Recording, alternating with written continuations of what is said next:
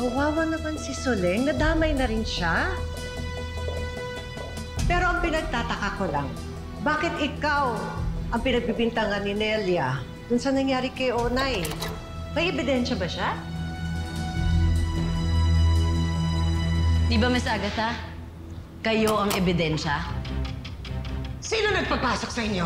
Ay, ma'am, sorry po. Ipapahuli daw po nila ako sa pulis pag hindi ko po sila pinapasok eh. At naniwala ka naman.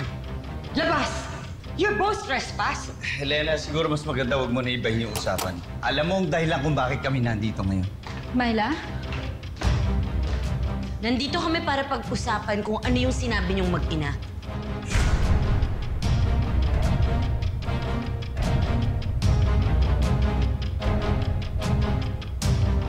Anong usapan niya? Ha? What is she talking about? Bakit hindi niyo po tanungin si Miss Agatha or si Luis? Kasi mukhang alam nila kung sino yung nagtangka sa buhay ng nanay ko.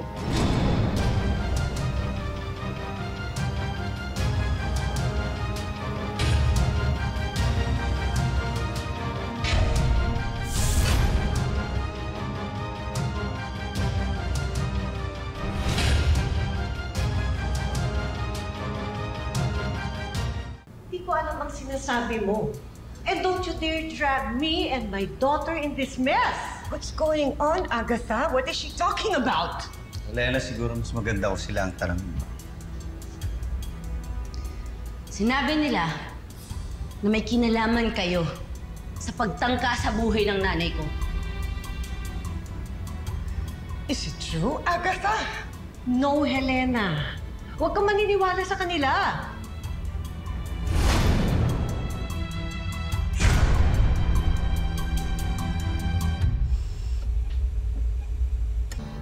It was a misunderstanding. Wala kaming pinag-usapan na gano'n ni Luis. That's true, Tita Helena. Iba po ang pagkakaintindi nila. Anong iba? Inarinig ko na pinag-uusapan nyo. Tinatanong mo yung nanay mo. Tinatanong mo siya kung sino yung nagtangka sa buhay ng nanay ko, di ba? Alam ko si Ma'am Helena yun. Ba't kayo mag-uusap ng ganun? Saan galing yun? Well, that's the trouble of eavesdropping. You get the wrong information. Nagde-deny lang kayo ngayon. Pero alam ko sa pag-uusap nyo kanina kung sino yung tinutukoy niyong nagtangka at si Ma'am Helena yon. Siya ang nagpapatay sa nanay ko. What?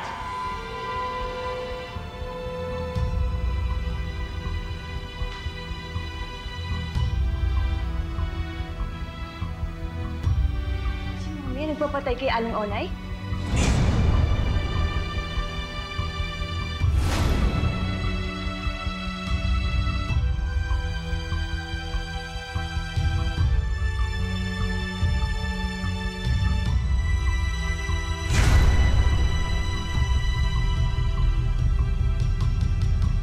Is that true? Of course not.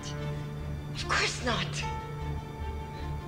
Alam nila kasi na laging galit sa akin si Onay. Kaya pinagbibintangan nila ako about everything. Hindi totoo yan. Narinig ko lahat. Narinig ko silang nag-uusap eh. Oh, that's just hearsay, Myla. False accusations. Wala kang ebidensya. You're a lawyer, Lucas. You should know better. Alam ko, Helena. But you have to accept the fact na prime suspect ka. Meron kay history ni Onay, di ba? Matagal ka na nakablatter sa mga pulis. So hindi malabong pagbintangan ka talaga. Kailangan na lang naman namin yung matibay na ebidensya para mapatunayan na ikaw ang utak sa pagpatay kay Onay. Get out. Get out! Let's go, Myla.